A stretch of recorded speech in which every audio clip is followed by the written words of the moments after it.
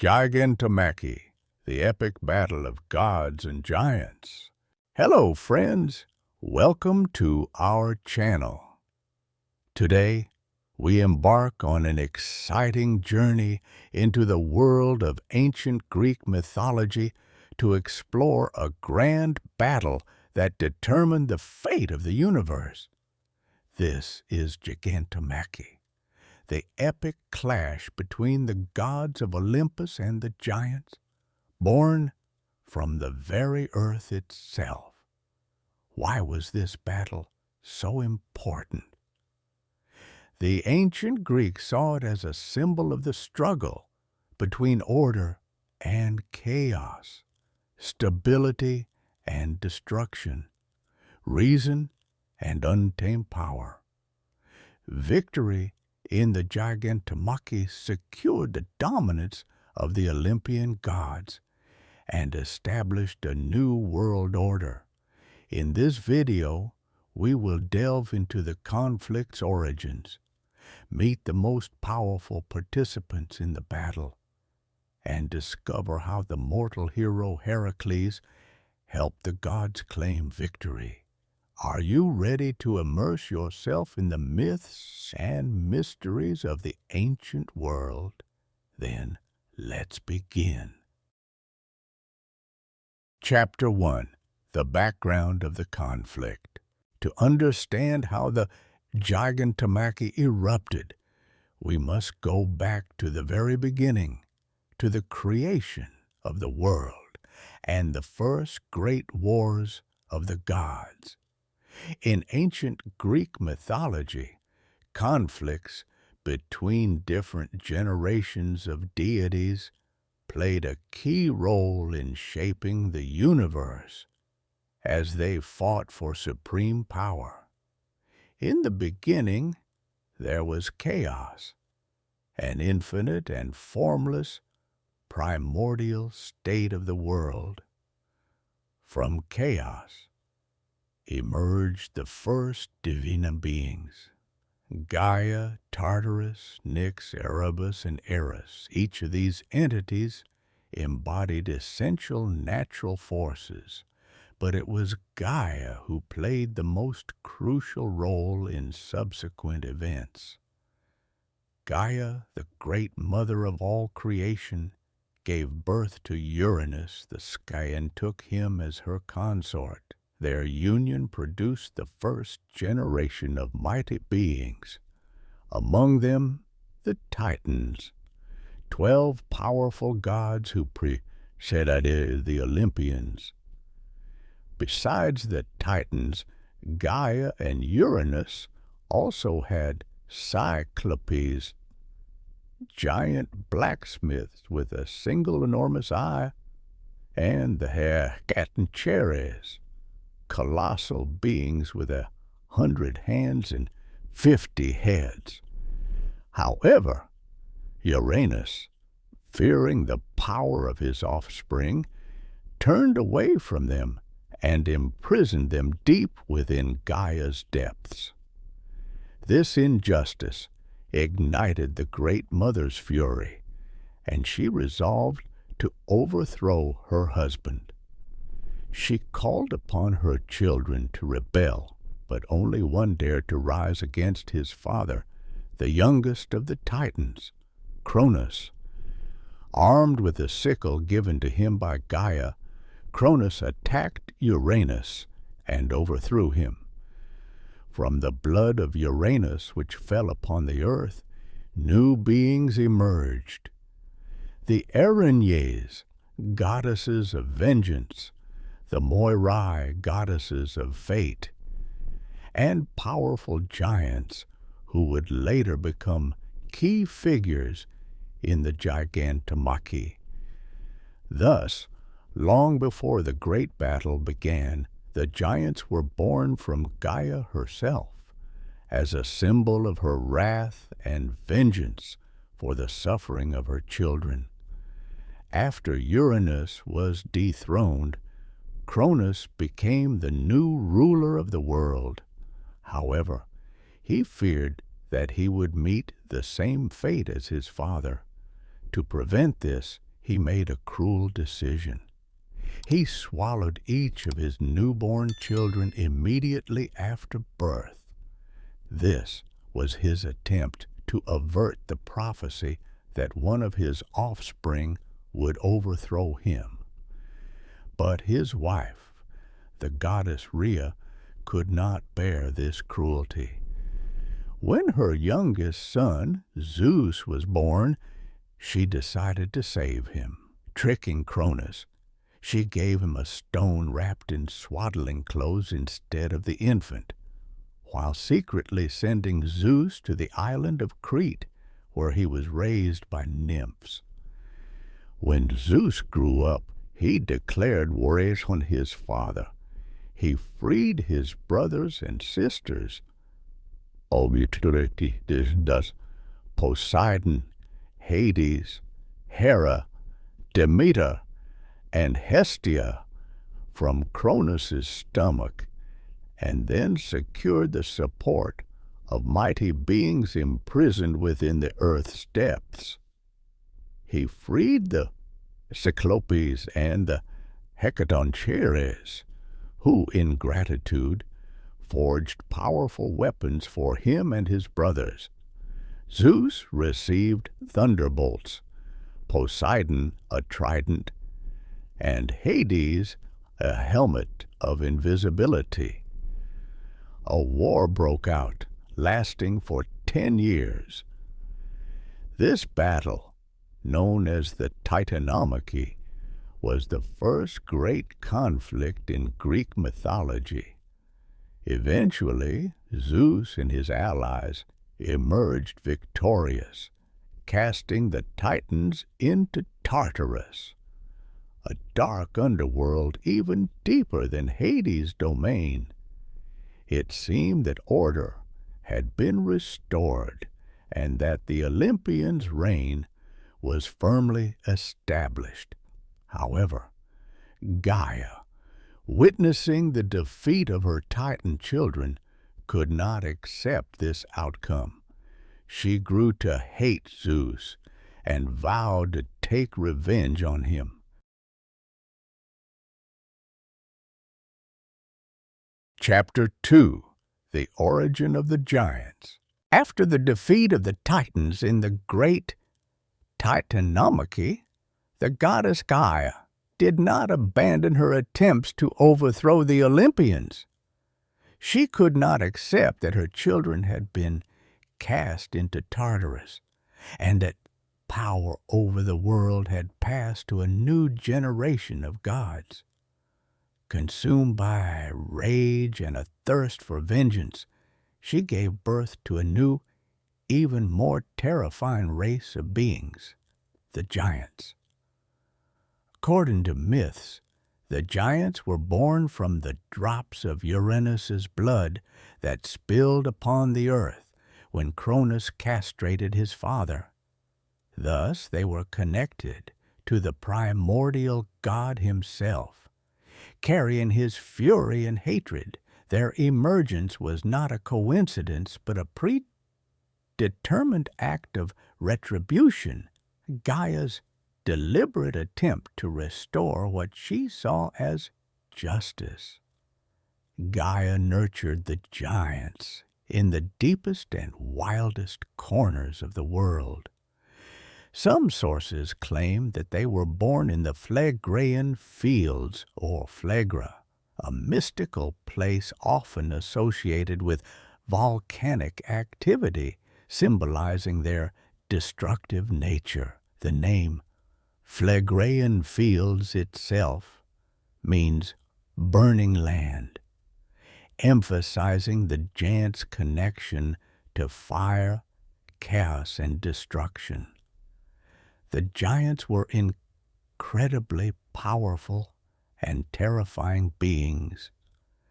Their descriptions vary across different sources, but common traits remain: gigantic stature and immense strength. They were far larger than ordinary humans, and even some gods. Their bodies were massive, and their power rivaled that of the greatest titans. serpentine legs. In many later myths, the giants are depicted with the lower halves of their bodies resembling intertwined snakes, symbolizing their wild nature and connection to chthonic forces. Or uncontrollable aggression. Unlike the Titans, who had a structured hierarchy and were capable of rational governance, the giants were rebellious, temperamental, and rejected all laws. They were wild and free-spirited, making them even more dangerous adversaries. Magical abilities. Some giants possessed unique powers, such as shape-shifting, creating illusions, or controlling natural forces. One of the giants' defining traits was their extraordinary resistance to any attacks. They possessed immortality, but with one crucial condition. They could only be slain with the help of a mortal. This aspect of their nature became a decisive factor in the Gigantomachy. No matter how powerful the gods were, they could not destroy the giants without human assistance. This condition was tied to ancient beliefs about balance between worlds. As beings born from the earth, the giants could only be defeated by a creature born on earth. For this reason, when the giants grew in strength and reached maturity, Gaia began preparing them for war. Gaia instilled in her new children the idea that the world was unjust. She convinced them that the Olympians had usurped power by unlawfully overthrowing the Titans, and that it was time to return the world to its rightful rulers. In their minds, the gods of Olympus were arrogant and cruel tyrants who had imposed a new order, rejecting the ancient laws. For the giants, this war was not merely an execution of their mother's will, it became a personal mission. They craved battle, longed for the destruction of Olympus, and felt no fear of the gods. Unlike the Titans, who were more strategic and calculated in their warfare, the giants fought with raw force, as if the very earth itself had risen against the sky. Thus, driven by hatred and limitless power, the giant began their preparations for the greatest battle the world had ever seen. The Gigantomachy was approaching, and the Olympians were about to face the most formidable enemies they had ever encountered. Chapter 3. The beginning of the Gigantomachy. After long preparations, the giants were ready to strike. Their fury, fueled by hatred for the Olympians, had reached its peak. They did not merely seek to overthrow the gods. Their goal was the complete annihilation of the Olympian order and the restoration of power to the ancient forces of the earth. The giants launched their assault by attempting to reach Olympus physically. They knew they could not ascend to the celestial abode of the gods by conventional means, so they resolved to destroy the very foundation of their power, the mountain assault. According to myths, the giants hurled entire mountains at Olympus, creating massive embankments in an attempt to reach Zeus's palace. They stacked them upon one another, striving to construct a literal pathway to the heavens, the devastation of nature. With their arrival, the earth trembled as if struck by massive earthquakes. Rivers overflowed their banks, and the air filled with smoke and ash. Hurricanes raged in the sky, the sun was obscured by thick clouds of dust, and daylight faded into eternal twilight, a rain of stones and trees. The giants uprooted colossal trees and hurled them like spears. They seized boulders and massive rocks, bombarding Olympus with a storm of stone, seeking to crush the celestial dwellers. The attack caught the Olympians off guard. They had not expected such a devastating onslaught, and for the first time faced a threat that could potentially destroy them. Zeus and his thunderbolts. The supreme god wasted no time unleashing his thunderbolts in an attempt to halt the attackers. His strikes illuminated the sky, yet the giants endured, surviving even under the relentless assault of divine fire. Poseidon and the earthquakes. The Lord of the seas shook the earth, creating chasms and abysses into which the giants fell. However, they rose again, as if the very land was protecting them. Ares and Athena in battle. The god of war, Ares, charged into the fray, but the giants proved to be his equal. Their fury and strength surpassed anything he had encountered before. Athena fought with wisdom and strategy, yet even divine weapons proved ineffective without a decisive strike. The Olympians quickly realized that despite their immense power, they could not destroy the giants. Their attacks weakened their enemies, but could not kill them. Then Zeus remembered the prophecy. The giants could only be defeated with the aid of a mortal. Understanding that victory was impossible without help, Zeus turned his gaze to the earth in search of a mortal who could become the key to winning the war.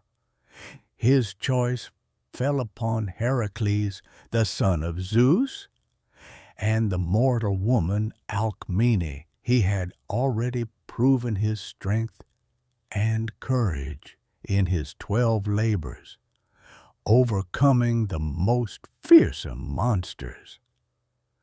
Now, he was destined to play a crucial role in a battle that would decide the fate of both gods and the world.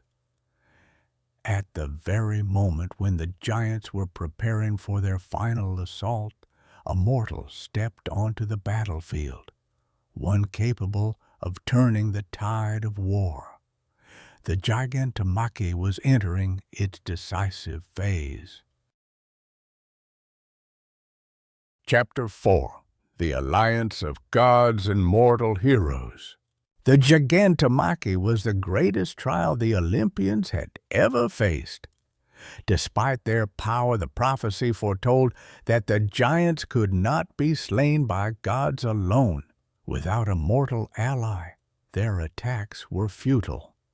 This factor became the turning point in the war. The central figure among the gods' mortal allies was Hercules. His lineage made him a unique warrior. As the son of Zeus and the mortal Alcmene, he combined divine strength with human vulnerability. However, through his countless labors, his incredible endurance, and his combat skills, he had become nearly equal to the gods. Once the Olympians realized that victory was impossible without Hercules, they immediately summoned him to their ranks.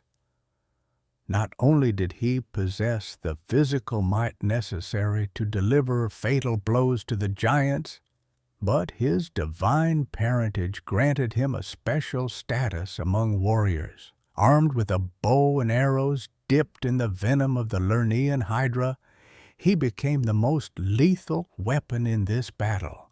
Although Hercules was the primary mortal participant in the war, he was not the only one who aided the Olympians in securing victory. Dionysus, the god of wine, madness, and ecstasy, proved to be an unexpected yet invaluable ally.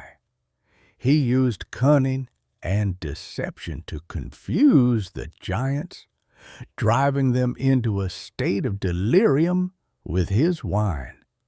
Some lost their ability to fight, while others became vulnerable to the god's attacks. Athena, the goddess of wisdom and warfare, played a crucial role in coordinating the battle. She employed tactics to anticipate the giants' moves, guiding the gods to strike at their weakest points. Poseidon, the ruler of the seas, actively participated in the battle as well. According to myths, he personally hurled the giant Polybotes into the sea and buried him under a massive rock, which, according to legend, became the island of Kos.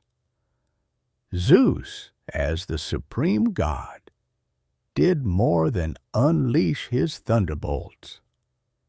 He coordinated the gods' actions, wielding storms and hurricanes to weaken the giants and create favorable conditions for the mortals' attacks. Realizing that brute force alone would not be enough, the Olympians and their allies devised a strategy to counter the giants. One restricting the giants' movements, Poseidon unleashed massive waves. Athena created magical barriers, and Zeus struck with lightning, preventing the giants from forming a unified force. Divide and conquer. Hercules and other heroes fought the giants one-on-one, while the gods supported them with divine attacks to weaken their foes.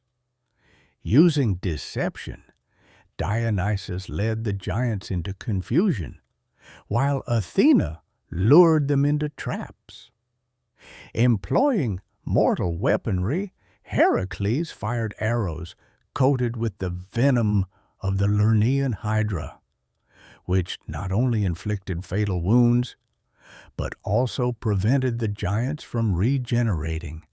Mortal heroes became the decisive factor that turned the tide of battle. Without Hercules, victory would have been impossible. His arrows slew several giants, and his strength shattered even the mightiest of them. The coordinated efforts of the gods, heroes, and Hercules himself shifted the course of the war. The Gigantomachy was now reaching its climax, and the fate of the world rested in the hands of those who had united against the destructive wrath of the giants. Chapter 5. Key Battles of the Gigantomachy. The Gigantomachy was not merely a battle, but a colossal struggle where two cosmic forces clashed, the primordial chaos and destruction embodied by the giants against the Olympian order, represented by the new gods. This was more than a war.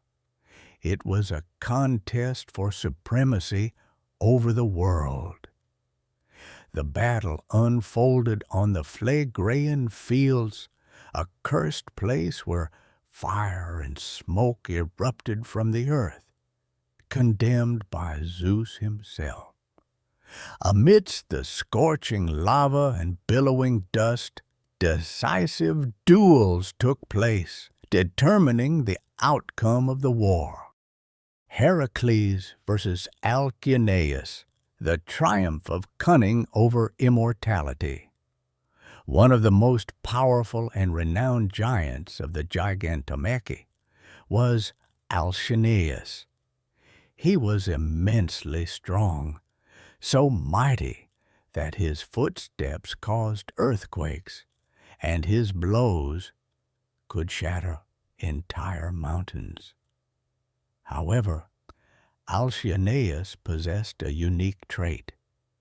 He was immortal, but only within his homeland, the Phlegraean fields, where he was bound to the magical energy of the land. This seemingly made him invincible. Any wound he suffered on his native soil healed instantly, allowing him to fight tirelessly. As the Gigantomachy began, Alcyoneus led the charge, believing that his strength and immortality would guarantee victory.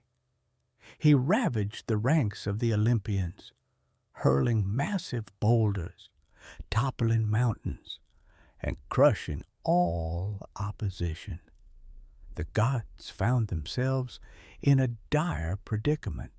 They could not defeat him through conventional means, as his body continually regenerated.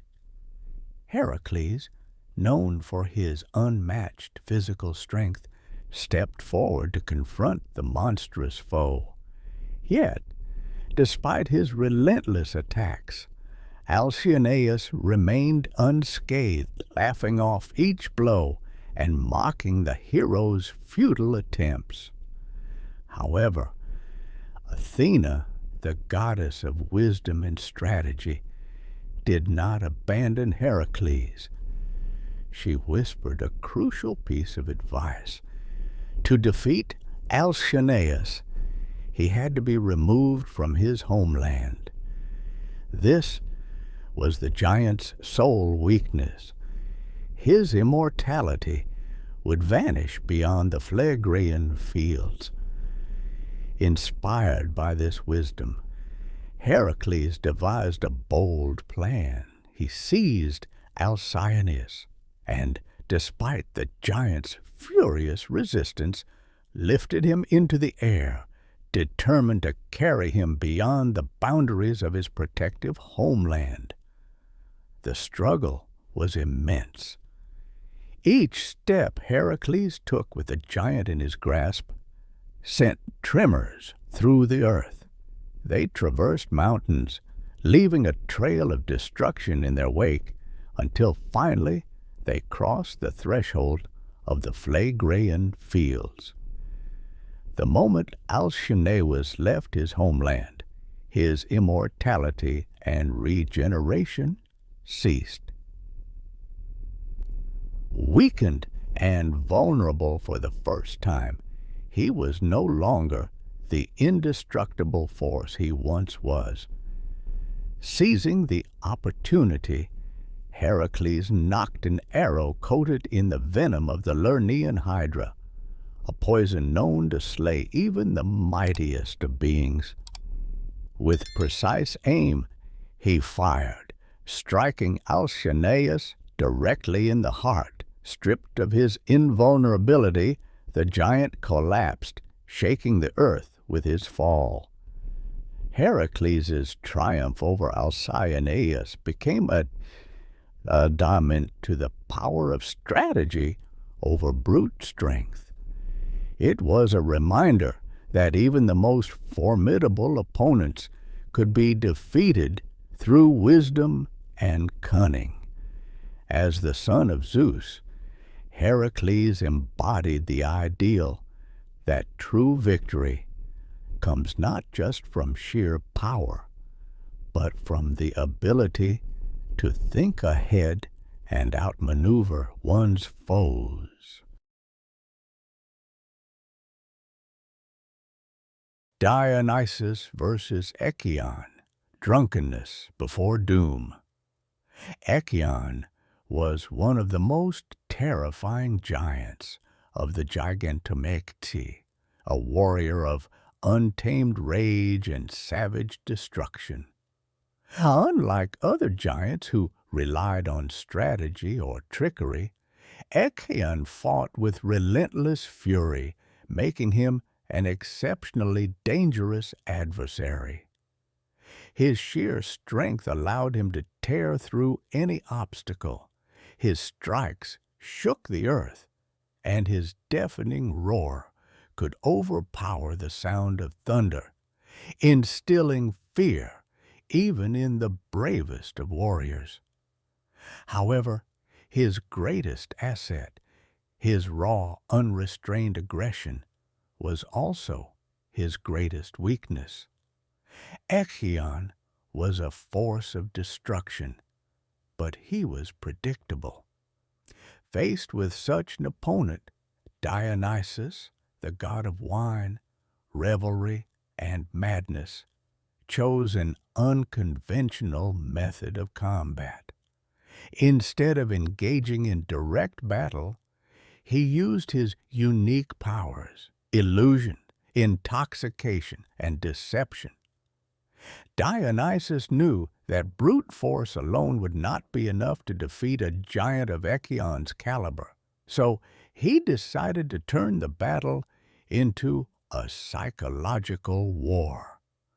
Harnessing his divine abilities, Dionysus enveloped Echion in intoxicating vapors, an ethereal mist that clouded his mind and dulled his senses. The giant, confused and disoriented, began to hallucinate. Illusions conjured by Dionysus surrounded him, filling the battlefield with false enemies and deceptive obstacles. Unable to distinguish reality from mirage, Echion's once mighty attacks became erratic and unfocused. Though his strength remained undiminished, his ability to fight effectively had been stripped away. Every strike he attempted missed its mark. Every step he took led him deeper into Dionysus's web of deception. His movements grew sluggish, his aggression misplaced, until he became a victim of his own disoriented fury. Dionysus, seeing that the giant was fully ensnared in the intoxicating haze, seized the opportunity. As Echion staggered, lost in his own confusion, the god of revelry delivered the final blow. In his drunken stupor, Echion could not react in time to defend himself.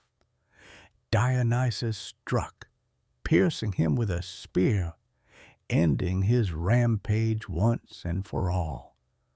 The defeat of Echion was yet another lesson from the Gigantomachy, that brute force and blind rage, though powerful, are not always the deciding factors in battle. Strategy, cunning, and an understanding of the mind can be just as lethal as any weapon. Dionysus proved that even the most destructive adversary could be undone through manipulation rather than brute strength. His victory was a testament to the power of illusion and psychological warfare, a battle won not by might, but by intellect and guile. Artemis versus Gratius, the perfect shot. Gratius was one of the most dangerous and cunning giants, distinct from the others due to his unique hunting skills. His ability to move stealthily, sneaking up on his prey unnoticed, made him a master tracker, unlike other giants who rarely bothered to conceal their actions. Gratius excelled in the art of stealth. He chose the perfect moments to strike, acting like a true predator, lurking in the shadows, striking his victims with sudden and deadly precision. His favorite tactic was patience. He would stalk his enemies, using his heightened sense of danger, and attack when they were at their most vulnerable. However, Gratian faced a goddess whose skills far surpassed his own.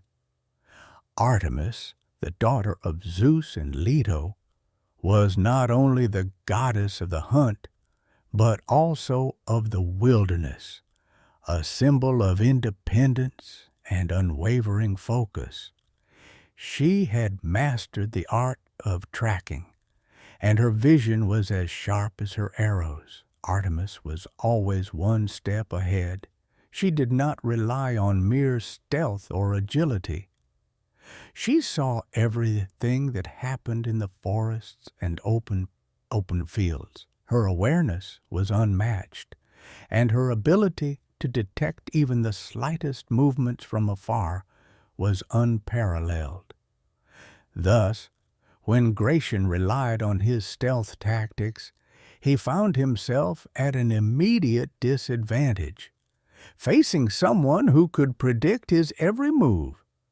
When Gratian decided to attack Artemis, he followed his usual strategy, attempting to sneak up on her from the shadows, just as he had done with countless others. He counted on the element of surprise, believing he could catch the goddess off guard. Yet Artemis was already aware of his presence. She sensed his movements, felt his approach, and had already prepared for his attack. There was no fear in her eyes, only calm confidence and unwavering focus on what was about to unfold. The moment Gratian leaped from his hiding place, making his final charge, Artemis wasted no time. In the blink of an eye, a silver arrow shot from her bow with flawless precision. The arrow pierced Gratian's heart. At the exact moment when the giant poised to strike could no longer alter his fate, Gratian, who had always been the hunter, found himself the hunted, unable to escape the lethal accuracy of Artemis's shot. He collapsed to the ground with a thunderous crash, shaking the earth, as his life was taken by a single, perfectly placed arrow. This battle became a testament to the power of foresight and absolute control over a situation, proving that even the most cunning and agile opponents could be defeated. Unlike other giants who relied on brute strength and fury, Gratian was vanquished not by sheer force, but by the perfection of strategy and precision. Artemis had not only eliminated her foe, but had demonstrated that the art of the hunt was not just about agility, it was about anticipation, and above all, the ability to use one's intellect and keen observation to achieve victory. Athena versus Enceladus, the eternal burial. Enceladus was one of the most fearsome and destructive giants, wielding not only immense strength in battle, but also the power to reshape the very land around him. His strikes were not mere physical blows. Every step he took sent tremors through the earth. When Enceladus fought, it seemed as though he was tearing apart the fabric of the world itself. His power was so immense that each of his attacks could split the ground, creating chasms, craters, and rifts, carving through mountains, leveling forests, and obliterating everything in his path. His very breath spewed fire and sulfur, turning the air into scorching flames, making his enemies vulnerable not just to his raw strength, but also to the sheer heat that radiated from him. Against this threat stood Athena, the goddess of wisdom, warfare, and victory. Athena knew that a direct confrontation with a being as powerful as Enceladus would be nearly impossible to win. Though she too possessed extraordinary strength, her true greatness lay in something else entirely. Athena always relied on wisdom, strategy, and careful calculation. Thus, when faced with Enceladus, she chose to use not just her might, but the very forces of nature as her ally. When Enceladus roared and struck the ground before Athena, splitting the earth in an attempt to create an impassable chasm between them, she immediately realized that brute force would not yield victory. Instead of engaging the giant in a direct clash, she turned to the very ground beneath her feet. She called upon the power of the earth itself, harnessing its strength to counter Enceladus's destruction. Drawing upon this power, Athena raised an enormous mountain, wielding nature as her weapon.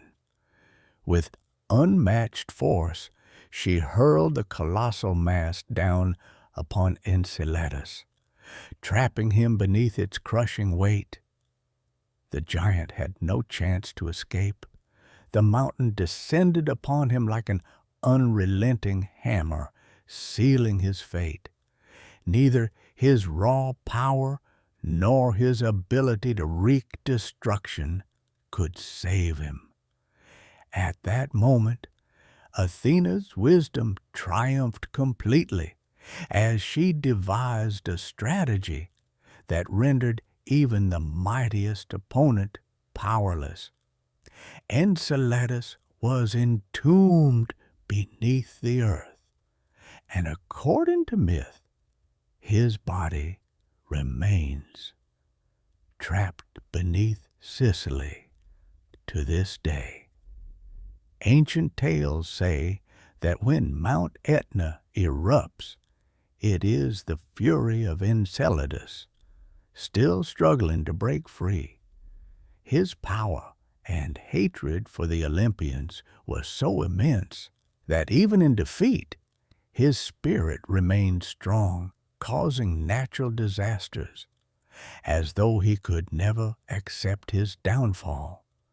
These myths of volcanic eruptions, shaking the land with thunderous force, became a reminder of the eternal struggle between gods and giants, a battle that continued even after the Olympians' victory. Athena, meanwhile, returned to Olympus, having restored balance and order. Her triumph over Enceladus became a symbol of how strength and ferocity alone do not determine the outcome of a battle. Wisdom and the ability to turn the forces of the world to one's advantage can be the deciding factors in even the most formidable conflicts.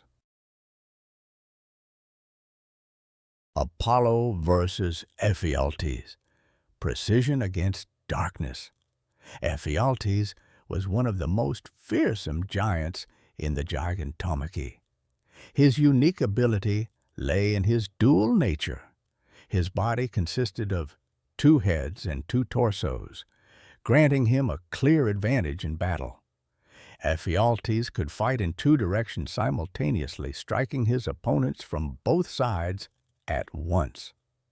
This made him nearly invincible, as enemies could only attack one head while the other continued to fight. His unusual form and ability to engage on multiple fronts made him one of the most dangerous giants on the battlefield. Despite these formidable advantages, Apollo, the god of light, was prepared to face him head-on. Unlike other gods who relied on brute force, Apollo used precision and mastery in archery. He was renowned as the greatest archer in existence, and his golden bow and unfailingly accurate arrows were his primary weapons in combat. As Ephialtes charged into battle with terrifying power, he launched attacks from both sides, hoping that his relentless strikes would secure victory. His blows were strong enough to tear the ground apart, and his two sets of eyes followed Apollo's every movement. However, Apollo knew he did not need to fight Ephialtes on the giant's own terms. To win, he required neither physical strength nor overwhelming force, only precision and skill. As Ephialtes drew closer, preparing for a devastating strike, Apollo swiftly stepped back. He did not attempt to dodge wildly, but instead focused entirely on his target. At the perfect moment, he fired two arrows simultaneously, one piercing the giant's left eye, the other striking his right. It was a flawless shot, a testament to Apollo's unparalleled accuracy and deep understanding of his craft. Blinded instantly, Ephialtes lost his greatest advantage. Without his sight, his ability to coordinate attacks with both bodies was shattered. He became vulnerable, his once formidable presence reduced to chaos. Seizing the opportunity, Apollo unleashed another volley of arrows, striking with deadly precision. In the end, Ephialtes fell, his two massive bodies collapsing onto the battlefield, no longer a threat to the gods. Zeus versus Porphyrion, the wrath of the Thunderer. Porphyrion was not just any giant. He was their leader, the most powerful and terrifying of them all. His size was so immense that he could reach the heavens. His strength was boundless, and it was said to rival that of Zeus himself. But Porphyrion was not only a giant in stature, he was also defined by his insatiable ambition and relentless drive for destruction. As the commander of the giant's army, Porphyrion embodied chaos and ruin. He sought not only to fight the Olympians, but to destroy Olympus itself, to overthrow the gods and establish his own dominion. In his fury, he turned his wrath not only against the gods, but against Hera, Zeus's wife. With wild rage, he lunged at her, attempting to tear her apart. However, this reckless assault would prove to be his fatal mistake. He did not realize that by attacking Hera, he had sealed his own doom, inviting upon himself the unrelenting fury of Zeus. The moment Zeus saw his beloved Hera under attack, his rage knew no bounds. Rising above the battlefield, his form filled the skies and thunder roared across the universe. Consumed by divine wrath, Zeus unleashed his most fearsome weapon, the lightning bolt, a power only he could wield. A blinding flash tore through the heavens, striking Porphyrion with unimaginable force. The divine fire engulfed him, its sheer power overwhelming even the mightiest of giants. In an instant, his body was paralyzed, his once unmatched strength drained away as the lightning consumed him. The same force he had unleashed upon the world now turned against him, and he was helpless before the fury of the Thunderer. At that decisive moment, as Porphyrion stood immobilized, Hercules seized the opportunity. With a warrior's precision, he loosed a deadly arrow straight into the giant's heart. This final decisive blow sealed Porphyrion's fate. The arrow struck true, piercing deep, and at last the most powerful of the giants fell. Thus ended the battle in which Zeus, wielding his divine lightning, vanquished the mightiest of his foes, while Hercules, his loyal ally, delivered the finishing stroke.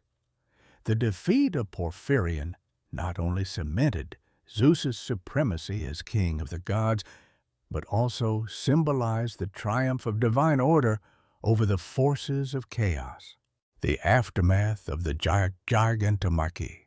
With these pivotal duels, the fate of the giants was sealed, their army was vanquished, and the Olympian gods secured their ultimate victory. The Gigantomachy concluded with order triumphing over chaos, forever altering the course of mythological history. However, even in defeat, the giants did not vanish entirely. According to legend, their rage and curses remained buried deep within the earth, their fury occasionally erupting in the form of earthquakes and volcanic eruptions, a lingering reminder of their defiance against the gods. Chapter 6. The aftermath of the battle and its consequences. After a fierce and blood-soaked struggle, during which both gods and heroes expended all their resources, the Gigantomachy ended in victory for the Olympians. However, this triumph was not merely a tactical success. It held profound symbolic significance for the entire mythological world, marking the ultimate triumph of order over chaos. The gods, led by Zeus, restored harmony and solidified their dominion over the cosmos, ushering in a new era. Once the last giant had fallen and their army was completely destroyed, Zeus, wielding his immense power, commanded that the defeated giants be cast into Tartarus, the realm of eternal darkness and suffering. However, not all giants perished immediately. According to ancient Greek beliefs, some were swallowed by the earth itself.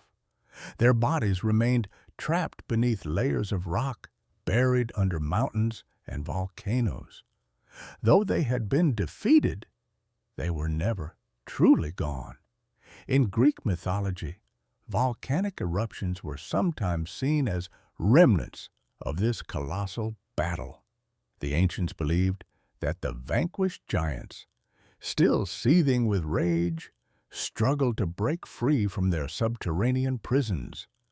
Earthquakes and eruptions were thought to be their furious attempts to return to the world of the living. Some myths even suggested that volcanic eruptions, such as those of Mount Etna, were the direct result of the giants' ceaseless struggle beneath the earth. Even in their downfall, the giants, as embodiments of destruction, continued to pose a threat.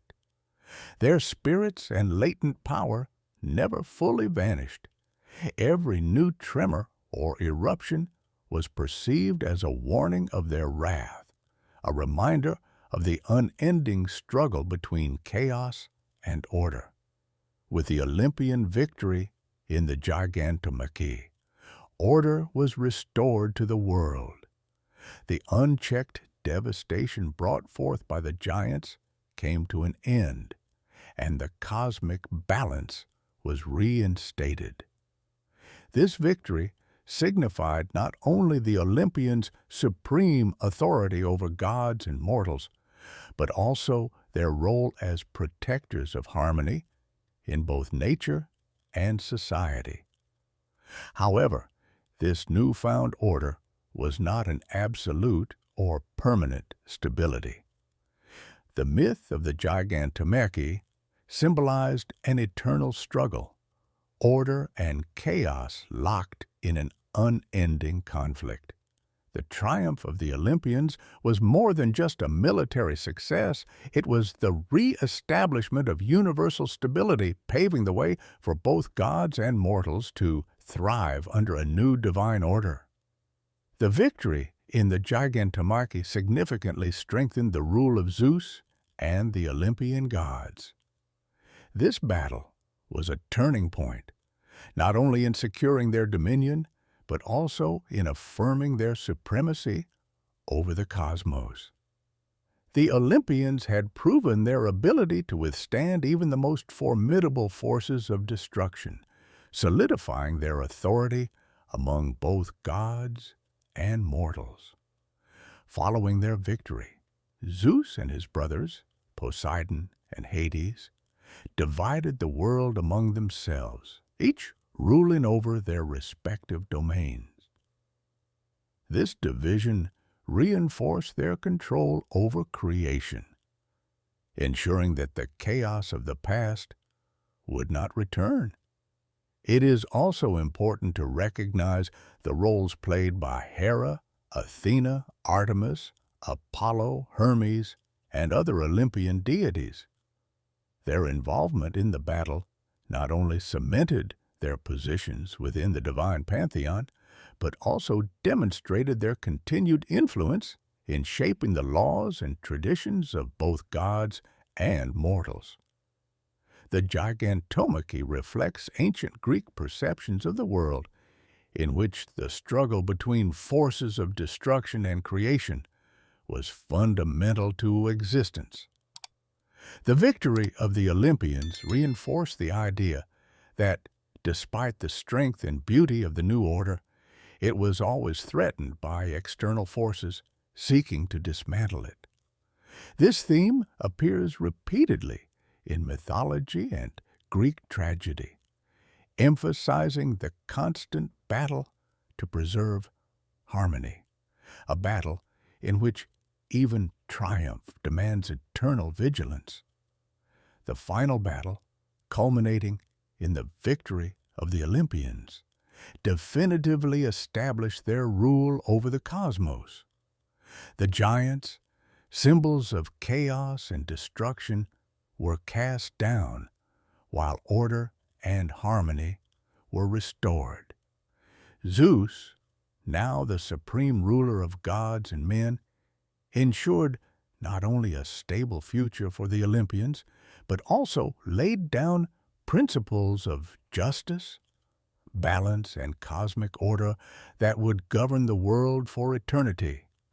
Yet, the struggle for order was never truly over, for chaos would always seek to overturn the foundations of existence.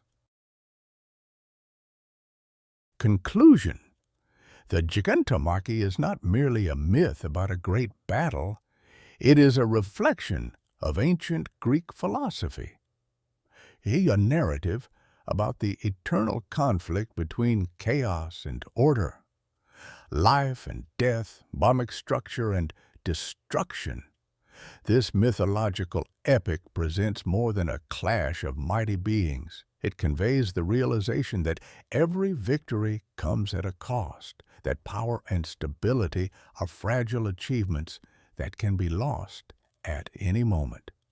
For the Greeks, the Gigantomachy embodied the ceaseless struggle where forces of destruction were met by those striving to preserve harmony. This battle was more than just warfare. It was a symbol of the universe itself, where every great power must prove its worth to secure its dominion. The Olympians' victory was not only physical, but also symbolic, affirming that the future belonged to those who upheld order and rational governance. The Gigantomachy also highlighted the importance of alliances and cooperation between gods and mortals. It was with the aid of mortal heroes that the Olympians were able to claim victory, demonstrating that even the gods required the support of those who did not possess divine power. Moreover, the myth of the Gigantomachy enriched Greek culture and religious practices, reinforcing the idea that order and structure in the universe must always be maintained through balance. The tension between destruction and restoration became a central theme in mythology, shaping Greek perspectives on the world and the role of each being, whether god, mortal, or creature, within it. If you enjoyed this story, support us with a like and a subscription. There's much more to come. We'd love to hear your thoughts. Leave a comment and tell us which battle you found the most epic. Share your opinions. We always enjoy engaging with you. Thanks for watching, and see you next time.